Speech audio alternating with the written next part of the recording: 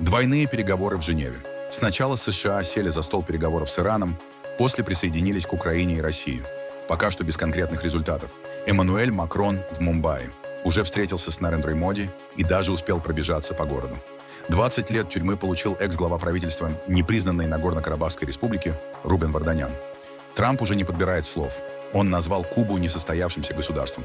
Польша готовит счет России за совершенные преступления Советского Союза в течение 40 лет оккупации после Второй мировой. В Москве отвергают все претензии. А теперь об этом подробно и по делу. Это один день. Подпишитесь, поставьте лайк этому видео и оставьте свой комментарий. Заранее спасибо и начинаем.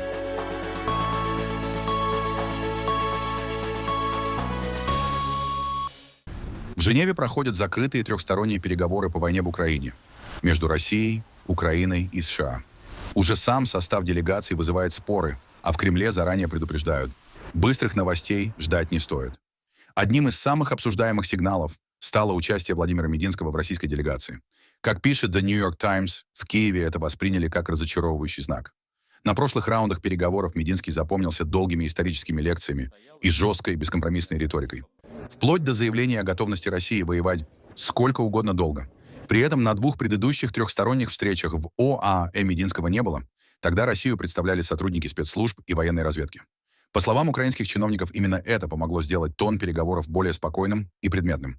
Российские госмедиа утверждают, что нынешние переговоры в Женеве идут сразу по нескольким направлениям. Речь идет о территориальных, военных, политических и экономических вопросах, а также о разных аспектах безопасности. С американской стороны в переговорах участвует министр армии США и командующий армией США в Европе. Об этом сообщает CNN. Накануне Дональд Трамп заявил, что Киеву лучше сесть за стол переговоров. Это очень большие переговоры. Это будет очень легко. Я имею в виду, послушайте, пока что Украине лучше побыстрее сесть за стол переговоров. Вот и все, что я вам говорю. Мы в такой позиции, что хотим, чтобы они пришли. В Москве, впрочем, призывают не ждать быстрых заявлений. В Кремле подчеркивают, встречи проходят за закрытыми дверями и без доступа прессы. Продолжатся трехсторонние российско-американо-украинские переговоры в Женеве. Наша делегация там. Не думаю, что сегодня стоит ожидать каких-то новостей, потому что, как вы знаете, планируется, что работа продолжится и завтра. Каких-то сообщений, ничего в планах нет на этот счет. Естественно, все будет закрытым для прессы режим. Переговоры продлятся и завтра. Пока же все стороны предпочитают сохранять тишину и не выносить детали обсуждений в публичное пространство. Украинцы, которые провели предыдущую ночь в метро из-за российской атаки, говорят, что почти не верят в прорыв на новых переговорах с Россией в Женеве. Нельзя абсолютно доверять русским, даже ни капли. Я очень хочу верить, что после встречи что-то изменится, но на самом деле не очень на это надеюсь. Ракеты снова летят по нам. Слава богу, сегодня шахедов было не так много. Ракеты — это страшно, мы живем на 9-м этаже, мы хотим спасти свои жизни. Мой муж сейчас в армии, у нас уже очень давно нет с ним связи, мы ничего не знаем. Я очень хочу, чтобы все это поскорее закончилось, потому что это очень тяжело. Тяжело всем. Таких встреч было уже так много, столько разговоров о прекращении огня. Вера как таковая не очень сильная, но люди уже измотаны. Им хотя бы нужно дать немного передохнуть. Эти постоянные воздушные тревоги, воздушные атаки, бедные ребята на передовой, мне их очень жаль. Я надеюсь, что это все-таки принесет какие-то плоды. Мы хотим верить, но мы уже не раз в это верили. Но надежда умирает последней, так что мы верим. В принципе, наверное, каждый украинец, когда читает о переговорах, испытывает какую-то надежду. Но мы понимаем головой, что этой полстране и этому народу доверять нельзя. И не стоит рассчитывать ни на какие уступки или какие-то лучшие для нас условия. В ночь на сегодня Россия нанесла очередную массированную атаку по Украине. Накануне нового раунда переговоров. Под ударом оказались 12 областей страны. Сильные повреждения зафиксированы в Одессе и Днепре, а также на западе Украины. Целью атак стала Бурштинская ТЭС и район Стрыя. Повреждена энергетическая и гражданская инфраструктура, есть раненые. В ряде регионов десятки тысяч людей остались без света, тепла и воды. По данным воздушных сил, большую часть ракет и дронов удалось перехватить, однако избежать разрушений не удалось. Власти и энергетики предупреждают, восстановление может занять длительное время, а угроза повторных ударов сохраняется.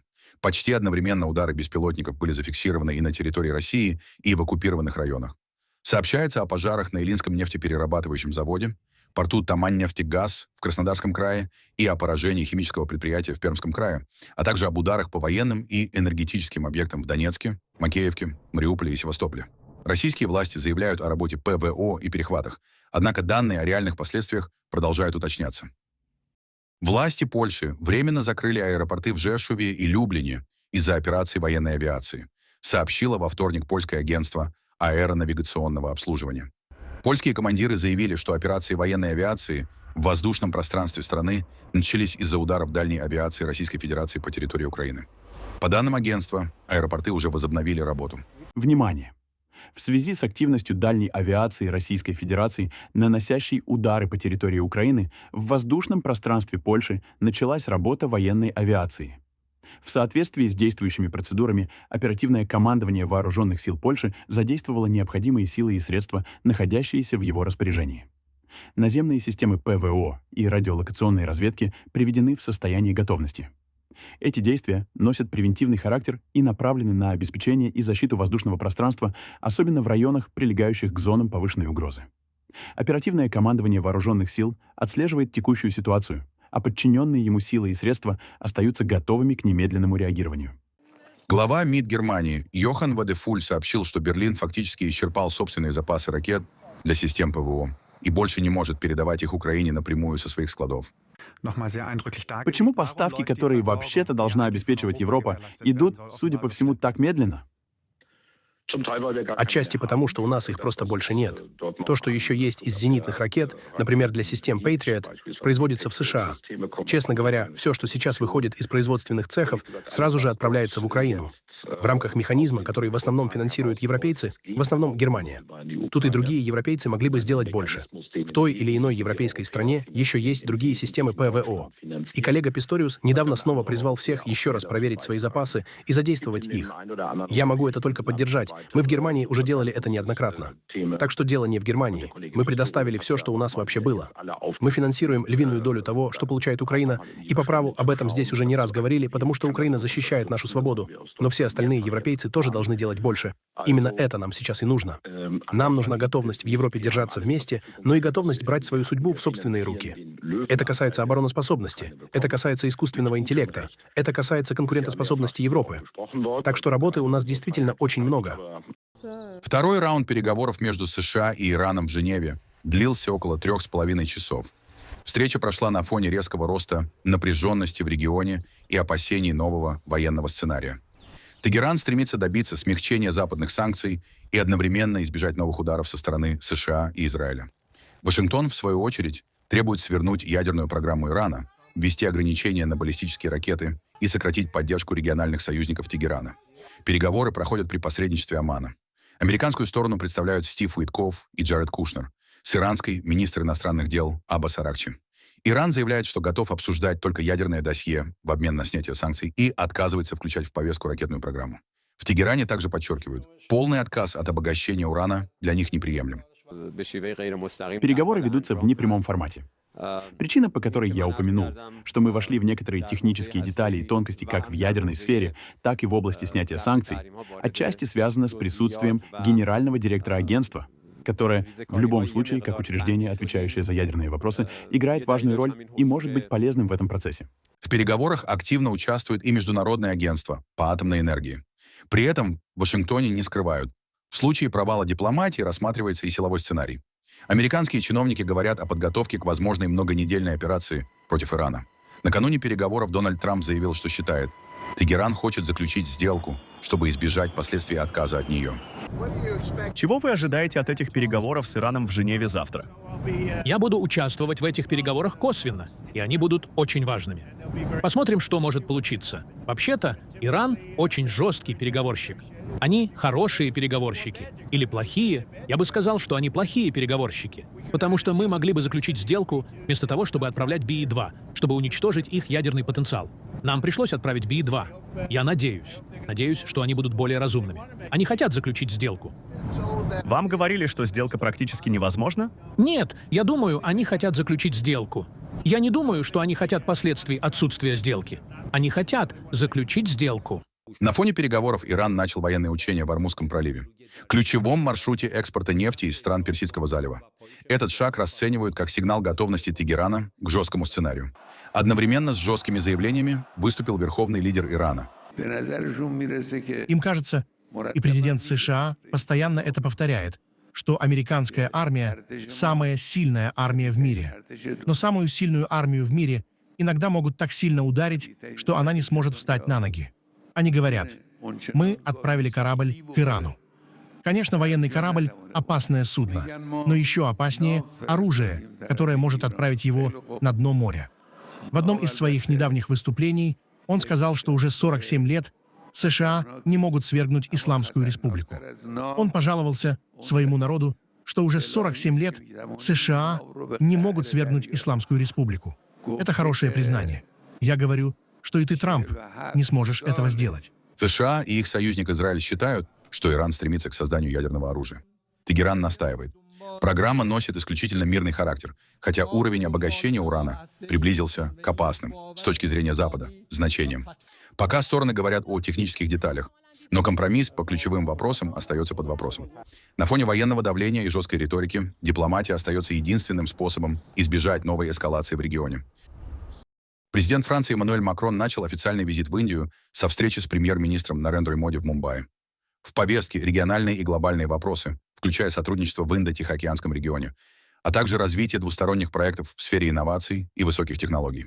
После переговоров Макрон и первая леди Брижит Макрон почтили память жертв терактов 2008 года, возложив венок к мемориалу и оставив запись в книге посетителей. В рамках поездки французский лидер также примет участие в мероприятиях Года инноваций Индия-Франция и в международном саммите, посвященном влиянию искусственного интеллекта, который пройдет в Нью-Дели. А перед официальными встречами Макрона заметили на утренней оздоровительной пробежке по Мумбаи.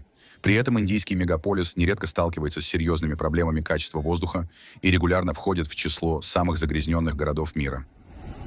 Военный суд Баку приговорил Рубена Варданяна, бывшего миллиардера и экс-главу правительства непризнанной Нагорно-Карабахской республики, к 20 годам тюрьмы.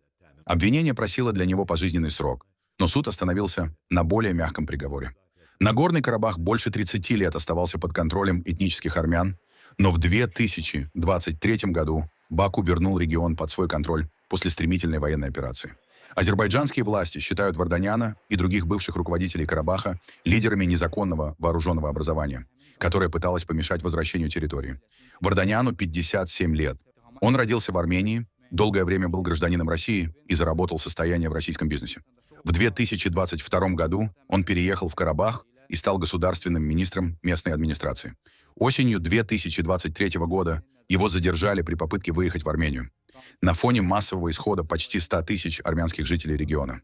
Сын Рубена Варданяна заявил, что приговор его отцу был предопределен еще в день ареста.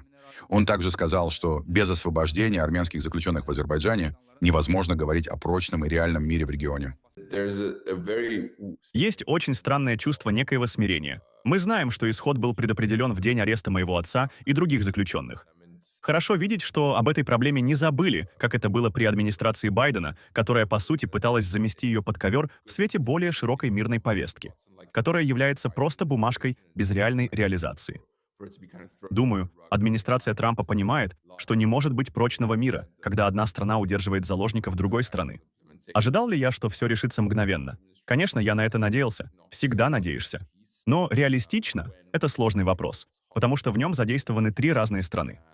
Это, откровенно говоря, ответственность армянского правительства сделать так, чтобы не проходило ни дня, когда этот вопрос не поднимается, и чтобы в итоге он был решен. Потому что это величайший позор для нас, как для народа. Позволять нашим собственным гражданам, по сути, гнить в тюрьме, одновременно пытаясь рекламировать так называемое мирное соглашение, в которое, как мне кажется, никто по-настоящему не верит, если мы видим, что можно сделать с гражданами Армении без каких-либо последствий. Президент США Дональд Трамп назвал Кубу несостоявшимся государством на фоне продолжающихся переговоров и ужесточения нефтяного эмбарго. По его словам, Вашингтон ведет диалог с Гаваной и ожидает сделки. Тем временем поставки топлива сокращаются, что уже сказывается на работе авиации и аэропортов страны. Вы предупреждаете Кубу, чтобы она заключила сделку. Какой должна быть эта сделка? Что вы хотите, чтобы они сделали? Куба сейчас несостоявшееся государство. У них даже нет авиационного топлива, чтобы самолеты могли взлетать Они затыкают взлетно-посадочную полосу. Мы сейчас разговариваем с Кубой, и Марко Рубио сейчас разговаривает с Кубой, и им абсолютно необходимо заключить сделку. Потому что это на самом деле гуманитарная угроза. Посмотрим, чем все закончится, но Куба и мы разговариваем. А пока есть эмбарго, нет денег, нет нефти, нет ничего. Если сделка не будет заключена, вы бы рассмотрели операцию, как в Венесуэле. Я не хочу на это отвечать. Зачем мне на это отвечать? Если бы это было так, это была бы не очень сложная операция, как вы можете догадаться. Но я не думаю, что это будет необходимо. По данным Bloomberg, компания Илона Маска SpaceX примет участие в новом закрытом конкурсе Пентагона, посвященном разработке автономных дронов с голосовым управлением. Журналисты отмечают, что это может стать неожиданным и спорным шагом для миллиардера, который раньше публично критиковал создание новых способов убивать людей. Среди немногих компаний, допущенных к участию, оказались SpaceX и XAI. Призовой фонд программы составляет $100 миллионов. В течение 6 месяцев участники будут работать над технологией роевого управления, системой, которая сможет переводить голосовые команды в цифровые сигналы и координировать действия сразу нескольких беспилотников. Как сообщают источники, конкурс будет проходить в несколько раундов, и его продолжение будет зависеть от прогресса и заинтересованности команд. Инициатива запущена совместно Управлением оборонных инноваций и группой автономной войны Пентагона, новым подразделением, созданным при второй администрации Трампа и входящим в структуру командования специальных операций США. Ожидается, что проект пройдет 5 стадий, от создания программного обеспечения до испытаний на реальных платформах. Представитель Пентагона заявил, что дроны планируют использовать в наступательных задачах, подчеркнув, что взаимодействие человека и машины будет напрямую влиять на эффективность и летальность таких систем. Польша готовит возможные требования о репарациях к России за преступления, совершенные в советский период. Об этом заявил директор Института оценки военных потерь имени Яна Карского-Бартош-Гондак, которому правительство поручило провести масштабное историческое расследование. По его словам, эта работа может оказаться сложнее и объемнее, чем подсчет ущерба от нацистской оккупации, по итогам которого в 2022 году Польша потребовала от Германии компенсацию в размере 1,3 триллиона евро. Причина – более чем 40-летний период советского влияния на страну и ограниченный доступ к архивным данным. Команда из примерно 10 историков и исследователей уже столкнулась со серьезными трудностями. Польские специалисты не имеют доступа к закрытым российским архивам, а часть документов, по их словам, была искажена или утрачена еще в советское время. Отдельно в Варшаве напоминают о Катынском расстреле 1940 года, ответственность за который российский парламент официально признал в 2010 году, указав на приказ, отданный руководством Советского Союза.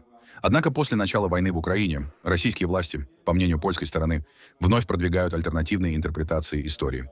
В Польше подчеркивают, пока рано говорить о возможных суммах и сроках, но само расследование рассматривается как попытка зафиксировать масштаб ущерба и дать ему юридическую оценку на международном уровне. Московские власти уже отреагировали на инициативу Варшавы. В официальном заявлении МИД России польские претензии были отвергнуты как необоснованные и русофобские, а представитель внешнеполитического ведомства предложила в шутливой форме, в качестве репараций, ссылку на видео оперы «Иван Сусанин», что отражает по российской стороне отношение к самой идее требований компенсировать советский период истории. В России с 1 апреля могут полностью заблокировать Telegram. Об этом пишут сразу несколько СМИ со ссылкой на источники в ведомствах. По их словам, Роскомнадзор собирается действовать по той же схеме, что и раньше с Instagram и Facebook. Доступ к мессенджеру закроют по всей стране. Если это произойдет, Telegram перестанет работать и через мобильный интернет, и через домашние сети. Официального подтверждения пока нет. В самом Роскомнадзоре на сообщение о блокировке ответили уклончиво. Заявили, что им нечего добавить к ранее опубликованной информации. Что это значит на практике, пока не ясно. Пользователи гадают, идет ли речь о реальных планах или очередном сигнале без конкретных сроков. Но если блокировку все-таки введут, без Telegram останутся и личные чаты, и рабочие переписки, и новостные каналы, к которым многие давно привыкли. Последний раунд публикаций так называемых файлов Эпштейна запустил цепную реакцию отставок и расследований по всему миру. Как сообщает Axios, последствия уже затронули политику, большой бизнес, спорт и шоу-бизнес. В США сразу несколько влиятельных фигур объявили об уходе с постов или оказались под давлением проверок.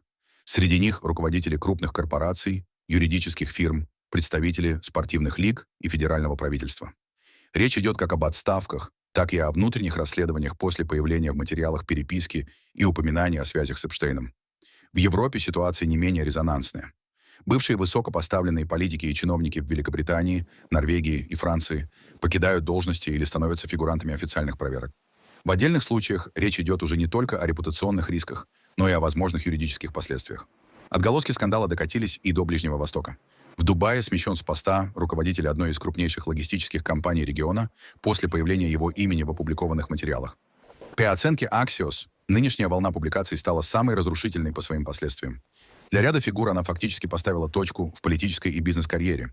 При этом расследования продолжаются, и список последствий, вероятно, еще не окончательный. Дубай все активнее привлекает роботов к работе в городских службах. От тушения пожаров до полицейского патрулирования. В гражданской обороне появился робот-пожарный. Он может бить струей воды до 60 метров и перекачивать около 2500 литров в минуту. Управляется дистанционно и заезжает туда, где человеку работать сложно или опасно.